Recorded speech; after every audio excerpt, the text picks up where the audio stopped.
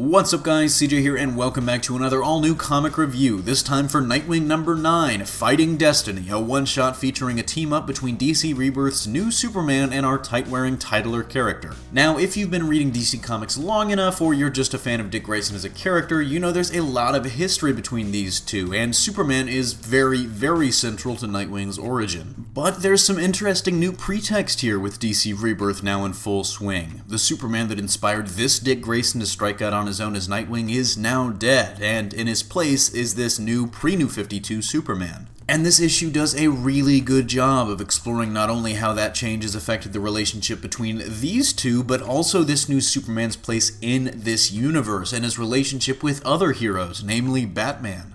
As for a quick plot recap, our issue opens with Nightwing having nightmares in which a hooded figure and robots appear and kill his friends. After one such bad dream, Superman himself appears and informs Dick that as their universes were so similar, ever since he's come from the pre-New 52 universe, he's keeping an eye out for threats from his universe that haven't yet appeared in the New 52, which leads to this pretty cool shot of villains like Superboy Prime, among others. Supes reveals that Dr. Destiny, a pretty minor villain from the pre-New 52, is the one responsible for his nightmares, and with that, they're off into the dream world to do battle against Destiny.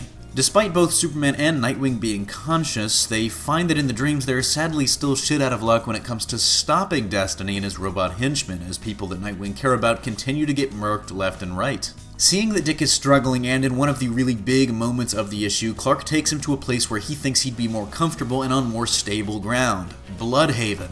Bludhaven, for those of you that don't know, was the city Dick Grayson lived in when he was Nightwing in the pre-New 52, and Clark tells Dick as much, to which Dick reveals, in this universe he's never even been to Bludhaven. It's here, the next time that Dr. Destiny attacks, they realize the villain's plan. He's essentially using Nightwing, who knows just about everyone in the superhero community personally, as an encyclopedia, using his brain and dreams to gather knowledge on various heroes' weaknesses for Cobra. In a pretty massive and heartwarming moment, with the help of pre-New 52 Supes, Nightwing wrestles back control of his dream and summons an army of heroes from his subconscious to help him, including Red Robin, Tim Drake, and the New 52 Superman. With this new army at his back, they handily beat back Dr. Destiny, and as our issue ends, they escape the dream, find the Cobra facility, and capture Dr. Destiny in the real world, leading to a potential thawing of the Batman-Superman relationship, and Dick deciding to stop by Bludhaven and see what that's all about.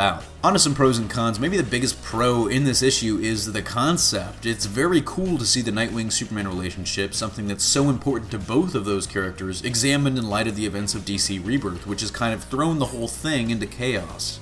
It's also, surprisingly, a pretty funny issue, with a lot of jokes about the tonal differences between the pre-New 52 and the New 52 sprinkled in throughout, mostly about how gritty and serious this new universe is compared to the old one. And of course the progression of Nightwing's story, moving forward by moving back in a way, as he heads off to Bludhaven in the end of the issue. And you know, I've really wanted for this book to plant itself and grow in one particular direction for story's sake, and I think that's definitely a good sign that that might finally be happening. As for cons, the only really nitpicky thing that I might point out is the story as a whole, while well written, kind of seems like a means to an end. After two solid, compelling arcs, the story here is a little bit of a letdown. As I said, it's kind of nitpicky, but it just kind of seems like they kind of threw things together. They knew what they wanted, to examine the Superman-Nightwing relationship first and foremost, and it seems like everything else was just kind of an also-ran, if that makes sense. Overall, I'll give Nightwing number 9 a 9 out of 10, a solid, well-written, nostalgia-laden ode to one of DC Comics' oldest bromances. But that's going to do it for this review. Don't forget to smash that like if you like what you saw, subscribe for more great content every single day. Signing off, this is CJ, and I'll see you next time.